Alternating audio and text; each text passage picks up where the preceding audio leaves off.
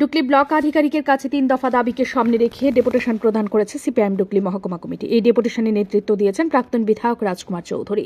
তিনি বলেন, তাদের এই ডেপুটেশনে 3টি গুরুত্বপূর্ণ দাবির উপর ভিত্তি করে 3 দফা দাবিগুলির মধ্যে রয়েছে রেগা ও টুঅ্যাপে কর্মীদের যথাযথ কাজ ও সঠিক সময়ে মজুরি প্রদান, রেগা ও টুঅ্যাপের সমস্ত বকেয়া মজুরি অতি সত্বর প্রদান, রেশন শপের মাধ্যমে নিত্য প্রয়োজনীয় খাদ্যশস্য সরবরাহ করা। এছাড়াও এই ডেপুটেশনকে কেন্দ্র করে দলীয় কর্মীরা একটি মিছিল বের করেন, যা এলাকায় ব্যাপক চাঞ্চল্য সৃষ্টি করে।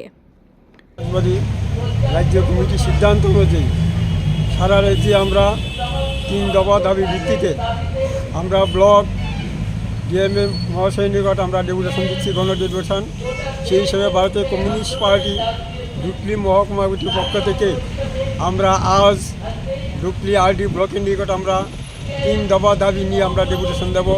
প্রথম দাবি হলো আমাদের রেগা এবং টুয়েবের কাজ পর্যাপ্ত পরিমাণ দিতে হবে। যে আমাদের দাবি ছিল 100 দিন, সরকার যে সিদ্ধান্ত 100 দিন, সেই 100 দিন যাতে প্রতিটি শ্রমিক কাজ পায় সেই দাবি আমরা করছি। তাছাড়া আমরা বলছি, এই যে টুয়েব এবং রেগা কাজ হচ্ছে, সেই কাজের মজুরি অতি সত্ত্বর দিতে হবে। আমাদের রাজ্যে আমাদের ব্লক এলাকা আমরা দেখেছি 1 মাস 2 মাস 3 মাস হয়েছে রেগার কাজ করেছে, টুয়েবের কাজ করেছে, তারা কিন্তু মজুরি পাননি।